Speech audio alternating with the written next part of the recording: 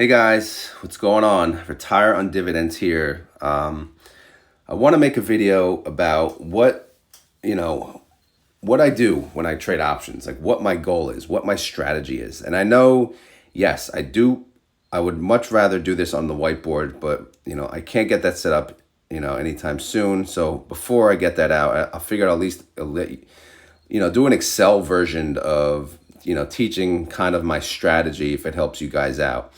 So I figured let's get that out today, this morning, since I woke up, again, way too early. I figured, all right, let me squeeze out another video and have some fun with it again. But expect a whiteboard video on this, which will be much, much better, I think, for most of you. Because most of you said you do learn better from those types of videos. So anyway, I'll do my best to explain, my strategy on options. And then through this video, and if it helps, great. If not, again, I'll get that other video out soon. So this is my options spreadsheet. Most of you are familiar with it.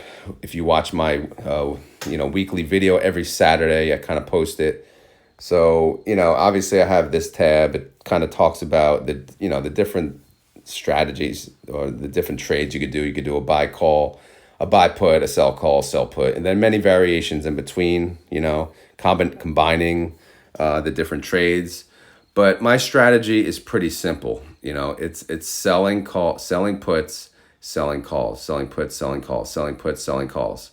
And why am I just doing the selling? Well, if you look here, when you sell, right, you collect premium, right? Sell call, collect premium. Sell put, collect premium. When you buy, it's more of a speculation play, right? You're actually paying the premium in order to hopefully win big, right? It's more like a lottery ticket play. So you'll pay someone the premium in order to make a huge profit in the end. But it's possible you'll make nothing. When you sell, when you're the seller, of course there's risk, yes. But one thing that's guaranteed is you always collect the premium, right? As soon as you sell and that contract goes through, that premium goes right into your account. And it's more of an income play. And I'm an income investor. So that's why I love selling puts and selling calls, okay? So now I did make this visual wheel, which really, it does explain the whole point, the whole wheel strategy, right? So the wheel strategy, it really starts with selling puts. What is a put, right? You're selling a put, Again, I should probably go back to this spreadsheet, which, it explains selling a put, right?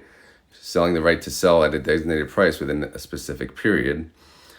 So your basic, again, I don't even like that term, but to keep it simple, when you sell a put, right, you're basically saying, I'll buy, these shares at this price if it goes down below the strike price, right? So to go back to the visual wheel, if I sell a put on a stock at a certain strike price, say for $8, and that stock goes below $8 by the expiration date I chose, then I will buy those shares, right? So if you look, there's different scenarios. When you sell the put and it goes above the strike,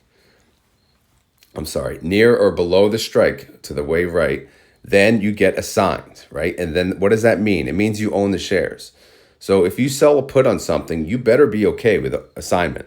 Assignment means owning the shares. And you better be okay with assignment at the strike price you choose. So if you sell a put for $8 on a stock you don't want, then you're in trouble, right? You're not gonna want, if that goes wrong, you're gonna be worried the entire time. But if you sell a put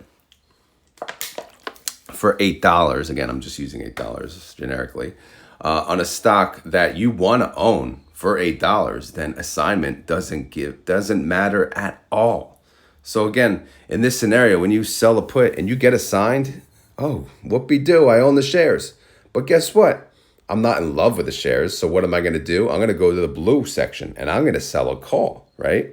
So, and then obviously there's different scenarios when you sell a call. But in all scenarios, you can't really always sell a call, because if you sold a put and you got assigned and that same stock keeps going down, then you're going to want to sell more puts, because you're going to want to lower your cost basis, okay? And I'll show you a scenario with TSLL that I got into, which may or may not help, but that's basically the system. Because anything I get assigned on, that'll start creating cost basis. So again, if I sold a put for $8, I got assigned, then guess what? My cost basis is $8. So I'll sell calls at $8. If I can't, I'll sell more puts. So if the stock dropped to 6, I'll sell a put for 6. If I get assigned that, then guess what? My cost basis is now $7. So then I can at least sell calls at $7. If it's still not good, right? Then I will continue to sell puts over and over and over again until that underlying recovers and my cost basis is good enough to sell calls on. And that's my strategy. It's as simple as that. It's not really, it's not complicated. It's really not at all. All you really need is the comfort in the underlying and also cash, of course. So let's get into cash. So I trade these various options and my rule is 10 contracts. All right. It's a 10 contract rule. What does that mean? Because I'm not a Delta, Greek, whatever the hell, I'm not a chart guy. I like to keep it simple and I like to be able to fix my mistakes. So if I want to sell a put on TSLL today, even though it's near the highs, I don't care, right? I'm still selling a put. And guess what? If the correction comes through, then I have 9 more contracts to save me, right? So if I screw up on that one contract and I sell a put, it's a strike price that's really high. It's at like the, whatever, it's at $13 right now. Then TSLL drops to 10. Guess what? I'm going to sell another put at $10. And if it drops to 8, I'll sell a put at 8. And if it drops to 6, I'll sell a put at 6. And I'll continue over and over. And hopefully 10 contracts will be enough to back me up. If not, obviously I could be in trouble, but then, I could always just liquidate other funds should I have that option available. So that is my strategy. So TSLL, I go super aggressive on. Why? Because I can afford 10 contracts easily. BitTEX and SOXL and TNA, I take a little more easy because these are a little more costly. Look at that, $30,000 to $43,000 for 10 contracts. My account is at like 58,000 right now. So that's pretty much my whole account. Like TNA would cost me my whole account if I really got underwater. So when I sell puts on them, I'm a little more safe, right? I go a little more out of the money. When I sell puts on TSLL starting off, I go at the money. I go slightly out of the money. I don't really care because if I get assigned, great, right? If I get assigned on TNA and I'm underwater, crap, right? Crap. And then there's TQQQ and UPRO. I can't even afford them, right? I can't afford 10 contracts. So should I even get involved with them? In my opinion, no. And I do not. I have not traded them, since my journey started in February with this options wheel strategy. So again, that's kind of my rule of thumb. I am trading all 4 of these, not necessarily at the same time, but wherever, the best option is available, right? The best price target, the best premium is available. Then I jump on it. Like right now, Bitcoin, for example, it's freaking skyrocketed. Do I want to sell puts on BitTEX? Not really, because what if it tanks again? What if it corrects? Then I may need to be able to trade 10 contracts, and that would cost me, almost $30,000. So I got to be somewhat calculated. At the same time, the reason I trade TSLL is I could be completely irresponsible and I'll be okay. And I'll show you that in a second. All right, so most of you are familiar with this tab. This tab I track all of my options from inception. And I know it's really, really hard to look at, but I did give you guys a summary to give you an idea like how it's going. Again, I started this, the first trade was February 16th of 2024 this year. All right, so if I go here, again, this is how much I have made on each of the various, the various tickers. So BitTEX so far, I have made $553, SOXL $226, TNA $627, and TSLL $3,597. And this is all options premium. This does not include any capital gains that I have made. Because again, capital gains to me on this strategy is just a bonus, all right? I will never have a capital loss because I will never sell calls below my current average. Again, if my current average sucks, I will sell puts until my current average does not suck. I will not sell calls if my current average sucks. I will wait and sell puts. Again, that puts me in a difficult position because that's cash that's sitting there earning nothing. But again, I'm rescuing my average, right? So it's just that's why I have the 10 contracts rule so that I am able to rescue then my cost basis should I be in danger. Now I want to show you my TSLL journey. I've been trading TSLL all the way back to February, and I think you guys will enjoy this. So I started February 16th. Let me take a sip of water. I sold a put at $10. Guess what? My first freaking put I got assigned. Holy crap. I'm screwed, right? Nope. I got assigned, and you know what I did? I sold another put at $9, right? Because again, I got assigned at 10, so I'll sell puts at 10, typically 10 or below, I say, but most cases it's always below, so I can lower my cost basis. Again, selling a put at 10 when I have a 10 average doesn't really help me much, especially when the stock is down. So, and again, I got assigned at 10. Oh, I was highlighting these. I guess I stopped. But anyway, the first highlighted, this is the first wheel. So I sold the put, I got assigned at 10. And then I said, you know what? All right, I'm going to lower my cost basis.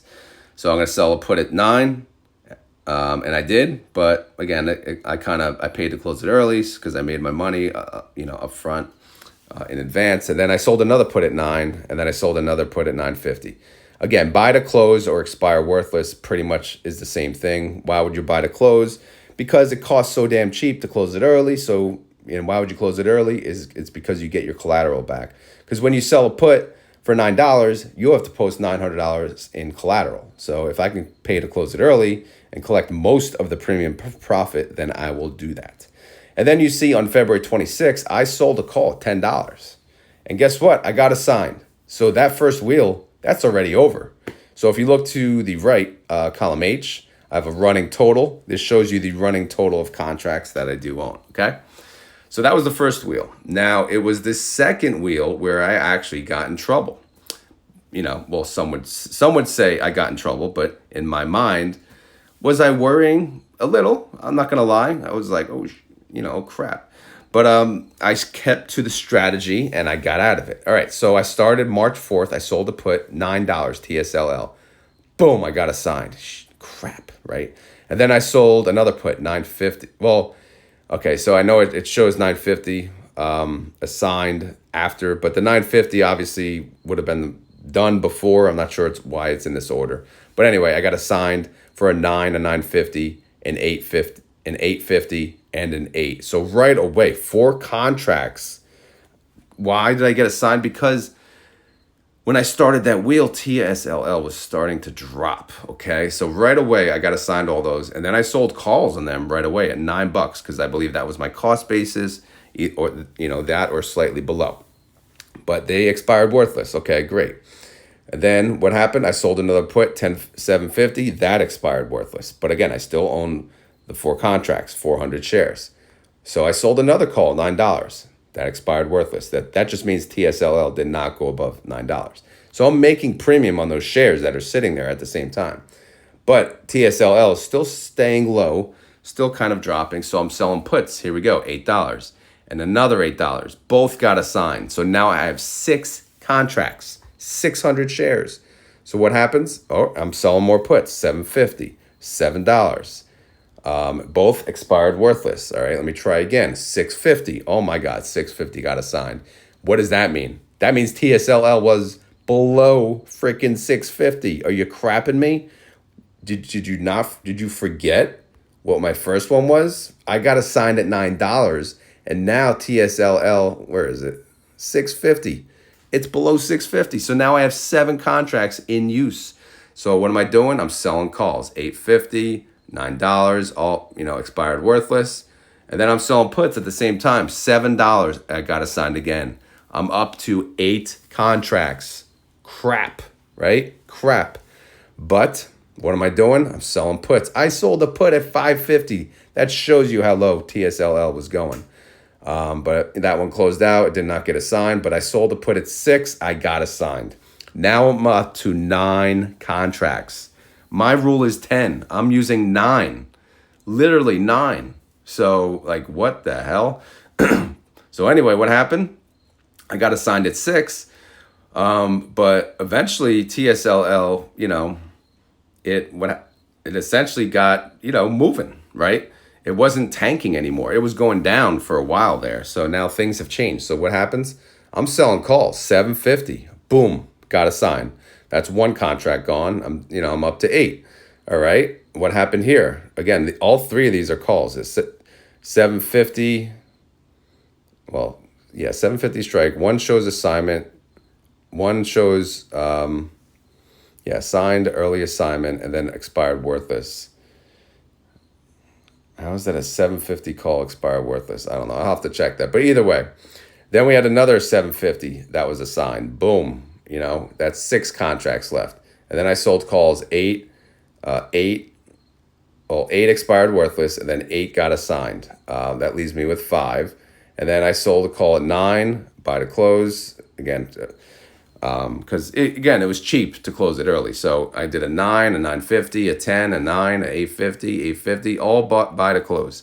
So I didn't lose any shares. I still had 500 shares. And guess what? I'm selling puts again under my cost basis. So I sold a put at 750. That expired worthless. So I sold another put, $7, did a buy to close early. And then I sold a bunch of calls here. You could see $8, $8, $8, $8, $7.50, $7, $8, $8, $7.50, all expired worthless. So all I'm doing is making premium and keeping my shares. All right, so now we're in June here. And then I sold another call, $8, buy to close. Okay. And then, and then what? I'm selling puts again, $7, $7.50. But they're expiring worthless. So, okay, that means it's going up again. So I'm selling a call at $8, expired worthless. Okay, I'm back to selling puts. Again, I still own the 500 shares at whatever that cost basis is. It's under $8 or in that range. But I'm selling puts, $6.50, $7, $6.50, $7.50, all expired worthless. But guess what? Okay, it recovered again. So I'm selling calls, $8, right? $8.50. And then expired worthless. So I'm still at my 500 shares. So my 500 shares are making a crap load of premium from selling calls that are expiring worthless. And guess what? At the same time, I'm selling puts, and most of them are also expiring worthless. So I'm using other cash to sell puts, making money, and I'm using the 500 shares that I already own to make money as well. All right, so then I sold another put, $7. We're still in June, buy to close. And then I sold a call, $9. Guess what happened? I got assigned. All right, now I'm down to 400 shares. All right, let me sell some more puts. I sold a 750. And look at this one, 773. I had to do it, man. That was an oddball amount because that was like one that was a contract that was in there before Tesla did their, forward split many years ago. And then I sold another put, $7, buy to close. And then I sold a call, $850. Got assigned again, down to 3 contracts or 300 shares. Okay, I sold another put, $750, but I did a buy to close. And then, all right, Tesla's going back up. So I sold a call at $850, and then I sold a call at $9, and then I sold a call at $950, all in the same week, one day after the next. Because I do, typically, if I own the shares, I'm going to sell calls each day. If I sell them all in one day, I'll miss out on the potential capital gains. So you could see if I sold a call for $850, $9, and $950, and my cost basis was below $8, obviously there are capital gains. So the running total after those 3 calls, they all got assigned. So I have 0 shares, right? So what does that mean? It means the wheel is over. So what am I doing now? I'm selling puts, okay? I'm selling puts in July. $9 buy to close. I sold a put at freaking $12. $11, $10, all, guess what? Expired worthless. And then I had to put 11 bucks. I got assigned. Okay, that's fine. I sold a put for $9. I did not get assigned. I sold a put for 10, got assigned. Great. And then I sold a put for 9. I did get assigned this time. So now I'm up to 3 contracts again. And this is at what? July 26th, which is fine. Okay, so I'm going to sell a call. I sold a $12 call that expired worthless. Okay, that's fine. And then I sold a put for $10. That one got assigned. So now I'm up to 4 contracts again. So, decent amount, decent number. So what's happening? I'm selling puts. Why? Because, the stock was going down. So I did an 8. I sold an 8 at 850, a 750, a 7, and 850. All expired worthless. So I put up collateral. I got my collateral back, but I did not get any new shares. And I'm fine with getting new shares or not. It doesn't matter. All right, and I sold more puts, $750, $8, $850, $9. All by the close because it was worth it. I was able to collect a lot of the premium up front. So, and I got my collateral back. All right. Remember, I have the 3 contracts or the 300 shares. I sold 2 calls, $10, 2 different days. Both got assigned. So, that took me from the 4 contracts down to 2. Okay, down to 2. So now I sold another put, $950, expired worthless. All right, let me sell calls. I sold two $11 calls, both expired worthless. All right, that's fine. I get my shares back, collect the premium. And then I'm selling puts again, $950, $850, $9, $850, $9, $950, $8. And guess what? The $950 in there, it did get assigned. Okay, that's fine. That leaves me with now 3 contracts again. So I have 300 shares. All right. So I sold a put for 8. That expired worthless. All right. What about calls? I'm selling calls again. $10 strike. 2 of them, both expired worthless. Again, all this time, every single contract, what is happening? I am collecting a premium, right? The shares, they're going in, they're going out. They're going in, they're going out. But in the meantime, I am collecting premium and at a very, very good yield. And I could show you that in a second. But so I'm at 3 contracts now. I'm selling puts, 850, 9, 950, all expired, worthless. But here we go. I sold 3 calls on 3 different days for $10. All 3 got assigned because TSLL went up, man. It did. Should I have chosen a higher strike price? Maybe. I believe I would have gotten assigned anyway that week, but I don't know. So this leaves us to the current month, right? We're in September 12th. I'm selling puts, 950, 10, 950, 1050, 11, 1150. None of them got assigned. They either expired worthless or I did a buy to close because it was worth it. Now TSLL, it's continuing to go up. So my current contracts that are open, I'm selling puts high. Why am I going so high? I'm not scared TSLL is going to go down. No, I'm not, because I have the 10 contract rule. So right now I sold put at 12, 11, 1250, 13. I don't give a damn. If I get assigned, all of these expire this Friday, by the way. If I get assigned all 4 of these, great. You know why? Because I don't mind owning the shares, because I trust the underlying. The underlying is TSLL, of course, which the underlying of that is Tesla, but it's 2x movement of Tesla. Very risky. Of course it is. But if you believe in Tesla and you think it's going to recover from, if it does dip, then why not do this? Again, I am investing in income. I'm trying to collect the most income I can based on volatility. I am not doing this strategy because I'm going to hold Tesla for the long term. It's going to be in and out, in and out. I don't want to hold TSLL, longer than I have to, right? I want it in and out, sell the put, sell the call. I want premium right away. Boom, boom, boom. There is no love for any of these tickers that I trade, okay? I just need to feel comfortable in owning them in the process. And if I can get capital appreciation along the way, then that's great. If not, I really do not care. The strategy is simply collecting premium. And again, I hope that tab helped you guys out. But I did want to show you, throughout the journey, the various annualized yields, it's pretty much always over 100%. There's sometimes you do like 54%, 85%, 93%, but most part, again, my goal is 40% yield or higher. And obviously, with these double leverage or even triple leverage funds, some of these annualized yields can be completely ridiculous. And, at the same time, you can get burnt.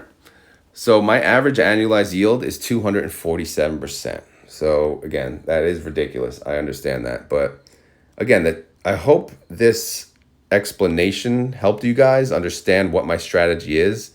And again, I use TSLL not only because I trust Tesla, but because it's so damn cheap. If TSLL was $50, I wouldn't be doing this, right? I may be trading it, but not to this extent. The reason I'm able to do this is because I can afford to correct my mistakes. All right. If I was, if I was more calculated, I would look at the deltas, right? I would have, people always ask me, what delta do you use? I don't use a delta. I don't need to use a delta. I don't want to use a delta. Is that stupid on my part? Maybe. Will I use deltas in the future? Maybe. But right now, I'm just keeping it simple because honestly, I don't even have the brain cells to handle any more, tracking, any additional work on this end. But that's why I keep it simple. Can I afford 10 contracts? Boom, I'm in. Count me in. Of course, all these may require more than 10. And you saw I got up to 9 contracts right when I started. That was my second wheel. I got up to 9 contracts. Yes, I was worried, but I was willing to sell out other things. If I had to use 20 contracts, then so be it. I actually did have enough money for 20 contracts in my account. So I was willing to go that mile, but I didn't have to do it. So, and it worked out. I made a lot of money on TSLL, right? You saw, look how much money I made on TSLL so far. The calls, I made 1,415. The puts, I made 2,182. And that's since February, right? I'm trading more, these other tickers too, but I made $3,597 playing around with TSLL. And by the way, guys, it's freaking fun. Trading options is a lot of fun, especially if you have someone to talk about it with. And when I say that, the only people I have is the people in my Discord. I don't have friends that trade options. I don't have family that trade options. I don't even have friends or family that invest. So I got no one like in real life to talk about this crap. But I do have a Discord and a Discord community with an options channel, and we talk about options all the time, and it's great. And it's motivating to hear what other people are making. It's motivating to see their trades. So yeah, I'm going to pin the Discord link to the top of the comments. And yes, of course, it's free. But as soon as you join, or even after, if you get a message from someone that looks like me, it is not me. Okay, so block, report, delete. I will not direct message people. All right, let me get that out now. But anyway, I just wanted to get this video out. Hopefully, it's still in the morning. I didn't even post my morning video yet, but hopefully it's not too late. Actually, let me check the time. It is 5:40. I'm still good. I got up at like 3, so. Anyway, guys, if this helped you guys out, let me know. If you want any further information via spreadsheet training, I could try to do that. Again, I'll try to do these types of videos periodically. Obviously, I have the weekly video, but again, I don't really get a chance to take a break and say, okay, this is my strategy, this is what I'm doing, and this is why. Oh yeah, the why is, of course, to retire early. Yes. Do I plan on trading options in retirement? Yeah, hell yeah. What else am I going to do, right? You have all day. I'm not going to be, lollygagging everywhere. I'll be glad to trade options all day. I know a lot of people say, no, I just want to enjoy my retirement. I don't want to look at my brokerage. Not me. I have fun trading options. So I'll do it all through retirement. I'll do it in my nursing, if I'm in a retirement home, I'll do it there too. But anyway, guys, none of this is financial advice. I'm not a financial advisor. This video is for fun and entertainment. So hopefully you had fun. Hopefully you were entertained. If not, we will try again next time. Again, stay tuned for a whiteboard video. I will get that out. But hopefully in the meantime, this video helped you guys out. If it did, let me know. If it didn't, let me know. Either way, If you enjoyed the content, please hit the like button. If you have any questions, leave that in the comments below. All right. I think that's all I got for now. I'm done yapping for the day. And now, I don't need to start work. But yeah. All right, guys. Thank you for watching. Take care. Later.